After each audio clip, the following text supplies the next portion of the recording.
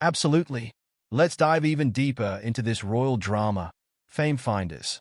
Welcome back to Fame Finder, your ultimate destination for all things royal and scandalous. I'm your host, and today we're doing an extended deep dive into Tom Bower's explosive book Revenge, focusing on the infamous Vanity Fair article that shook the royal family to its core.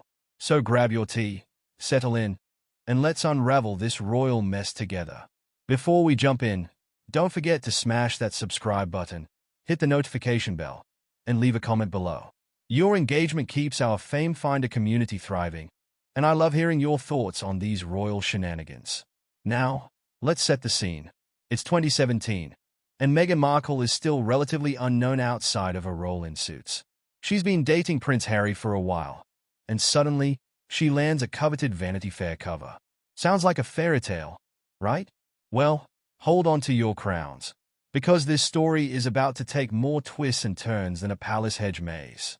First things first, let's talk about the strict instructions from Buckingham Palace. They were crystal clear. No discussion of the relationship with Harry. But our girl Meghan, well, she had other plans. It's like she was playing a game of royal chess, making calculated moves to ensure her story got out there while maintaining plausible deniability. Clever or conniving? You be the judge. Fame Finders. Tom Bower, bless his investigative soul, reveals that behind the scenes, Meghan and Harry were already engaged. Harry had even designed a ring using Diana's diamonds, a touching gesture, right? But here's where it gets juicy. Meghan was already planning to redesign it. Talk about ungrateful. It's like getting a Bentley for your birthday and immediately taking it to the shop for a paint job. Now, let's dive into that Vanity Fair interview. The poor interviewer probably felt like he was in an episode of The Twilight Zone. Meghan was dropping hints left and right, saying things like, "We're a couple, we're in love." It's like she was leaving a trail of breadcrumbs for the media to follow, all while pretending she was just there to talk about her philanthropy. Speaking of philanthropy, let's not forget the fact-checkers at Vanity Fair. These unsung heroes tried their darndest to verify Meghan's claims about her charitable work and that famous Procter & Gamble story we've all heard a million times. Spoiler alert, they couldn't find proof of any of it. It's like trying to find a unicorn in Buckingham Palace, magical in theory, but non-existent in reality. But wait, there's more. In the middle of the interview, who should show up but Marcus Anderson, a PR fixer with ties to Soho House. Coincidence? I think not. It's like watching a magician's assistant suddenly appear on stage. You know it's part of the act, but you can't figure out how they did it. The aftermath of the article's release was pure chaos. Meghan, playing the victim card like it was her job, called up the palace in hysterics, claiming she never authorized any of it. Meanwhile, Harry was probably off somewhere, blissfully unaware, perhaps practicing his juggling skills with some crayons. It's like watching a soap opera, but with better costumes and more taxpayer funding. Now, let's take a moment to analyze Meghan's media maneuvering. Was it a brilliant PR move or royal mess? On one hand, she managed to get her relationship with Harry front and center in a major publication. On the other hand, she risked the wrath of the palace and potentially damaged her credibility. It's like walking a tightrope in glass slippers, impressive if you pull it off, but disastrous if you slip. And what about Harry in all of this? While Meghan was playing 4D chess with the media, our favorite ginger prince was likely off pondering his insignificance and planning his next escape from royal duties. It's like watching a teenager run away from home but still expecting mom to pack their lunch and do their laundry. Grow up, Harry. But let's not be too hard on him. After all, he's just a simple prince who fell for a Hollywood actress with ambition that could rival Lady Macbeth's. It's a tale as old as time, or at least as old as The Prince and Mib starring Julia Stiles. Now, Fame Finders, I want to hear from you.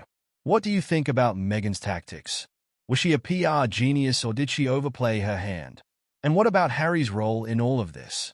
Was he a willing participant or just along for the ride? Drop your thoughts in the comments below. Before we wrap up, let's take a moment to appreciate Tom Bower's work in Revenge. This man dug deeper than a royal gardener planting rose bushes. He's given us a behind-the-scenes look that's more revealing than those infamous Vegas photos of Harry. Oops, did I say that out loud? And let's not forget the bigger picture here. This Vanity Fair debacle was just the beginning of Harry and Meghan's tumultuous relationship with the media and the royal family. It's like the first domino in a long line of royal scandals that would eventually lead to Megxit, tell-all interviews, and a Netflix documentary that had more drama than all seasons of The Crown combined. Speaking of which, can you imagine if The Crown decides to cover this era? They're going to need a whole spin-off series just to capture all the drama. Maybe they can call it The Tarnished Crown or How to Lose a Royal in 10 Days. Now, I know some of you might be thinking, why are we still talking about this? It's old news. But Fame Finders, that's where you're wrong. Understanding these past events helps us make sense of the current royal landscape. It's like studying history, but with more tiaras and less boring textbooks. Plus, let's be honest, it's just so darn entertaining. It's like a real-life soap opera, but instead of evil twins and amnesia plots, we get tell-all books and Oprah interviews. Who needs Netflix when you have the royal family? Am I right? As we wrap up this extended deep dive, I want to remind you all why Fame Finder is your go-to source for all things royal. We don't just report the news. We analyze it, dissect it, and serve it up with a healthy side of sass. It's like having afternoon tea with your most gossip-loving friend, but with better research and fewer cucumber sandwiches. So, Fame Finders, what's next for Harry and Meghan? Will they continue their media crusade?